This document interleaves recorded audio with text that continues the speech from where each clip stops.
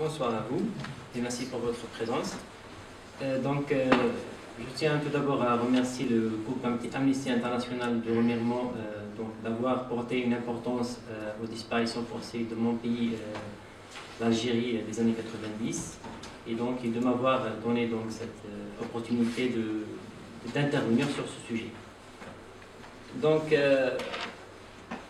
Cette conférence, que je préfère personnellement peut-être appeler échange entre citoyens, entre militants, est organisée dans le cadre de la célébration de la journée internationale contre les disparitions forcées. C'est une journée qui a été promulguée, journée internationale contre les disparitions forcées depuis 2011 par l'Assemblée générale des Nations Unies. Là, c'est la deuxième année qu'on fait cette célébration-là. Comme a précisé notre ami, le 30 août ça coïncide avec la période des vacances, pour permettre au maximum de personnes pour y prendre part, mais aussi ce retard-là, ce repoussement jusqu'au 28 septembre, a l'avantage aussi de revenir un peu sur les développements qui ont eu lieu depuis, parce qu'il y a eu des développements récemment, après le 30 août. Comme annoncé, l'exposé est intitulé « Les disparitions forcées en Algérie, un crime qui perdure ». Et personnellement, j'ai jugé judicieux de revenir un peu sur le contexte historique et politique pour expliquer dans quel engrenage ou suite à quel engrenage ces disparitions forcées-là ont eu lieu. Pour reprendre un peu l'histoire de l'Algérie, l'Algérie a eu son indépendance en 1962, le 5 juillet 1962, après 132 ans de colonisation française. Et le régime qui a gouverné l'Algérie après l'indépendance, il a choisi le mode économique socialiste, et le régime politique a été conduit par un parti unique. Toutefois, le pouvoir a toujours été entre les mains des militaires, et d'ailleurs jusqu'à présent. Et notamment fameuse la sécurité militaire, ou le DRS actuellement. Ces choix-là de gestion, la mauvaise gestion des ressources du pays, a fini par exploser des manifestations à partir du 5 octobre 1988. Et ces manifestations-là ont eu comme conséquence que le pouvoir concède à des réformes, entre autres l'ouverture de la scène politique pour le pluralisme politique, et la conversion progressive vers l'économie du marché. Et ceci suite à une constitution qui a été établie suite des manifestations du 5 octobre 1988, c'est la constitution du 23 février 1989. Voilà. Suite à cette constitution-là, il y a eu un véritable printemps démocratique en Algérie. Il y a eu l'apparition de multiples partis politiques de différentes tendances, et des élections locales ont ainsi eu lieu le 27 juin 1990, et c'était un parti qui s'appelle le FIS, le Front Islamique du Salut. C'est un parti de tendance islamique qui a remporté les élections locales. Alors, des élections législatives ont également eu lieu le 26 décembre 1991. Et pour la deuxième fois, c'était le FIS également qui a remporté 188 sièges parmi les 432 sièges de l'Assemblée nationale algérienne. C'était prévu qu'il y ait un deuxième tour des élections législatives, mais ce deuxième tour, malheureusement, il n'a pas eu lieu. Parce qu'en fait, le processus électoral et démocratique a été interrompu, et ceci par un putsch, un coup d'État militaire organisé, qui a pris début officiellement le 11 janvier 1992. Et c'était exactement où le commandement militaire a contraint le président Chadli Benjedid à déposer sa démission, et qui a suspendu les institutions constitutionnelles, et installé un organisme, on va dire, qui n'a aucune l'égalité constitutionnelle qui s'appelle le Haut Conseil de l'État. Donc ce Haut Conseil de l'État, il était composé donc de 5 membres, parmi lesquels donc, deux généraux, le général Khaled Nezar et le général Larbi Belkhir, donc qui étaient respectivement ministres de la Défense et de l'Intérieur, et en même temps donc membres de ce Haut Conseil de l'État. Donc les généraux, ils ont même nommé des civils, mais c'était de façade seulement, c'est-à-dire dans l'ombre, bon, d'ailleurs c'est toujours comme ça jusqu'à présent, c'est-à-dire en réalité c'est eux qui décident et c'est eux qui gouvernent, voilà. Donc on continue donc dans l'enchaînement. Alors l'état d'urgence a été décrété le 9 février 1992 et le parti politique FIS a été interdit le 4 mars 1992. Et suite à cette interdiction, il y a eu donc un commencement de pourchasser les militants du FIS et de le faire arrêter, de leur faire torturer. Et il y a eu des milliers de militants qui ont même été emprisonnés dans des camps de concentration dans le sud algérien. Et ce qui est malheureux là, c'est que ces camps de concentration-là, c'était dans des zones où il y a eu des essais nucléaires. Donc voilà, c'était si on prend la définition internationale du génocide, c'était une volonté préméditée de faire tuer ces gens-là en utilisant cette technique-là, de leur emprisonner dans des zones fortement irradiées par la radiation nucléaire. Voilà, ça c'est pour les camps de concentration. Donc au début, donc la justice, elle n'était pas, elle avait quand même une certaine indépendance. C'est pour ça, au début, donc pas mal de militants du FIS ou de citoyens qui ont été arrêtés, ils ont été relâchés par la justice parce qu'il n'y avait pas de charge et la justice n'a pas trouvé d'éléments de charge. Mais à la suite, il y a eu donc des ordres, et là je reprends un témoignage de l'intérieur même de l'institution militaire algérienne. Il y a pas mal d'ailleurs d'officiers algériens qui sont actuellement à l'exil et qui ont fait des témoignages. Là je prends le témoignage de Habib Souaidia, c'est un lieutenant de l'armée algérienne, des forces spéciales, et qui actuellement il est en France. Il a écrit le livre La Sale Guerre, il a eu le fameux livre. Et donc, dans son témoignage, il a témoigné que, à partir de 93, le général Smaïl Amari, c'est le chef du service de contre-espionnage algérien, il a ordonné de limiter les traductions devant la justice. Pareillement, le général Mohamed Lamari, qui était chef du CLAS, c'est le centre de lutte anti-subversive, il a donc pareillement ordonné de ne plus traduire devant la justice.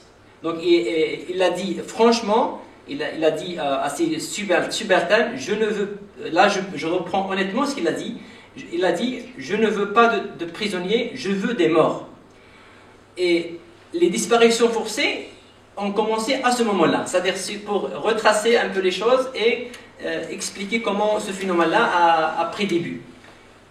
Donc, dans cette guerre anti-subversive, on va dire, tous les moyens de l'État ont été utilisés. Donc, les militaires, les services spéciaux, donc les services de renseignement, les milices armées par l'État. Et, comme vous savez, le bilan a été très lourd.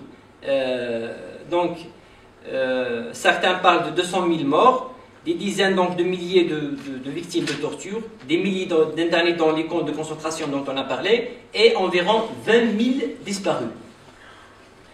Donc le phénomène de disparition forcée, donc, il a pris départ en 1993, même s'il y avait des cas qui ont eu lieu en 1992, mais on peut dire qu'il a commencé officiellement en 1993. Donc, il faut savoir que les personnes disparues, elles ont été arrêtées, soit dans leur lieu de domicile, soit dans la rue, soit sur leur lieu de travail. Et donc, ces arrestations-là, il faut préciser une chose, c'est qu'elles se faisaient en général dans le cadre de ratissage impliquant des forces différentes, c'est-à-dire l'armée avec les services de renseignement, avec la gendarmerie, avec la milice. Et ceci dit qu'il y ait donc une coordination et des ordres au plus haut niveau. Et ça, c'est très important parce que ça nous permet de refouler les mensonges du pouvoir algérien qui dit que c'était des actes isolés. Voilà.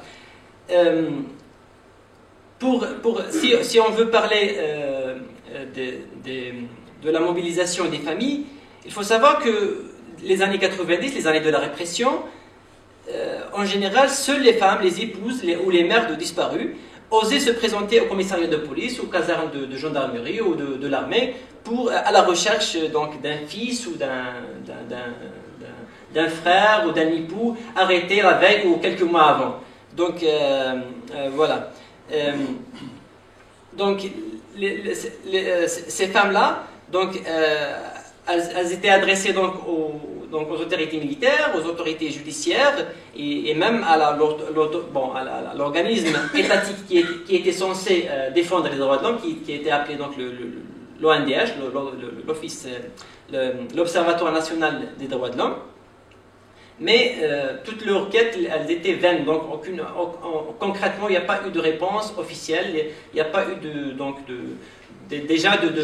de prise au sérieux de leurs revendications et de leurs quêtes.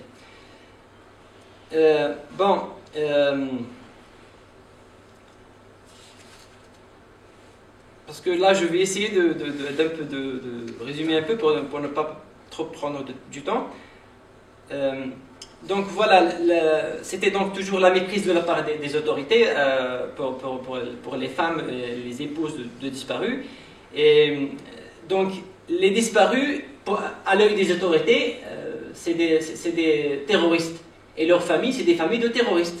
Voilà. Donc, et ça, c'était une stigmatisation sociale qui était très douloureuse, qui était un vécu très douloureux pour les familles, et notamment pour les enfants. Parce que les enfants, voilà, on leur traite soit à l'école ou dans la rue, voilà, toi tu es un fils de terroriste. Voilà. Et donc ça, c'était comment dirais-je, un autre crime vis-à-vis de ces familles-là, vis-à-vis de ces enfants-là. On leur, voilà, on va dire, ça c'est vrai, une insulte, ça, on leur traitant d'enfants de terroristes.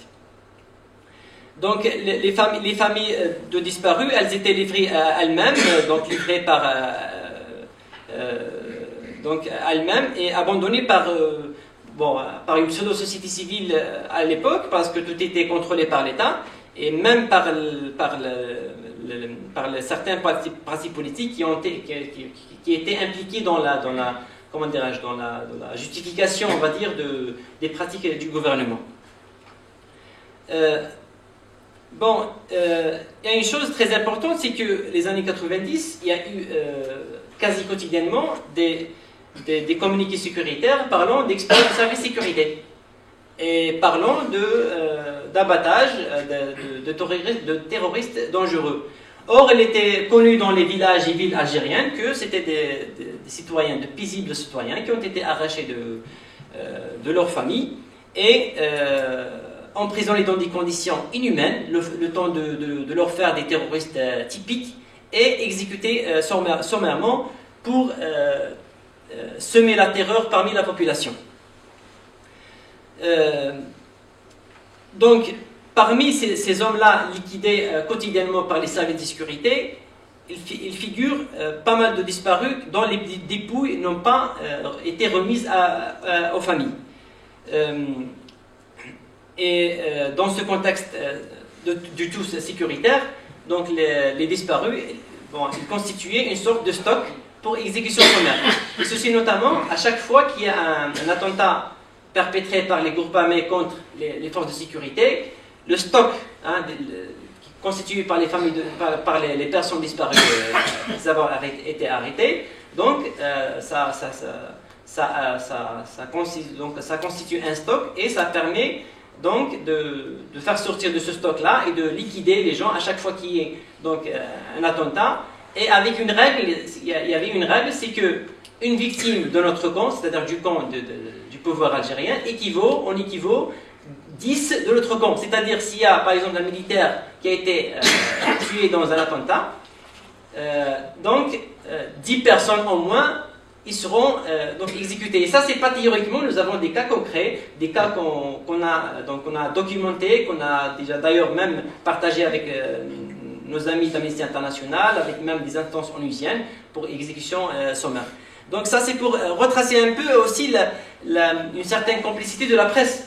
Parce que la presse, elle reprenait les communiqués des services de sécurité, mais il n'y avait pas une volonté ou un effort, hein, on va dire, un effort de vérifier ce qu'ils reçoivent. Est-ce que c'est vrai? Est-ce que c'est vraiment des personnes terroristes? Parce qu'on a des cas où des personnes qui étaient emprisonnées et dont on a fait sortir et exécuter dehors, et puis on a trouvé un article dans un quotidien, et nous avons même la photocopie de l'article, disant qu'un terroriste dangereux a été abattu. Or, la personne, elle était en prison, donc c'est-à-dire elle était sous la protection, elle devait être sous la protection de la loi. Donc voilà, ça c'est pour faire le point sur la question de la complicité de la presse. Donc, voilà. Donc, malheureusement, c'était pas des agissements isolés. C'était comment dirais-je, une stratégie planifiée, et c'était un programme, et c'était plus de pratiques isolées d'agents de l'État, parce que le fameux président de la Commission nationale algérienne consultative, dite consultative pour la promotion et la protection des droits de l'homme, à chaque fois, il fait des déclarations qui sont provocatrices à l'égard des familles, et ça blesse les familles vraiment, parce qu'il dit, bon voilà, c'est vrai, il y a eu des disparitions forcées par des agents de l'État, mais c'était des actes isolés. Et ça c'est faux, ça c'est archi faux. Et à chaque fois il répète l'expression « l'État est responsable mais pas coupable ». Et ça c'est archi faux.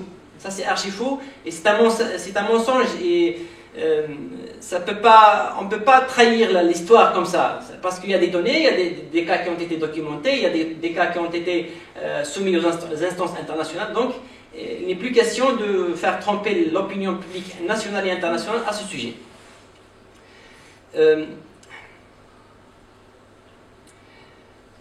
Pour retracer un peu comment dirais-je, l'élaboration de cette politique de tour sécuritaire sur le plan politique, il y a un membre du Haut Comité, du HCE, le Haut Comité d'État qui a été installé à la suite de l'arrêt du processus électoral. Il s'appelle Reda Melek. Celui-là, il a publiquement promis de faire basculer la terreur dans l'autre camp. Et pour lui, donc, l'autre camp, c'est bien sûr cette Algérie inutile qui a tardé à soutenir les putschistes, les militaires putschistes. Et donc, c'est-à-dire, il y a eu des déclarations politiques qui ont donné le feu vert aux militaires, aux services de sécurité, pour commencer les exécutions sommaires, les disparitions forcées et toutes les pratiques, bien sûr en parallèle avec les ordres qui venaient de leur hiérarchie militaire.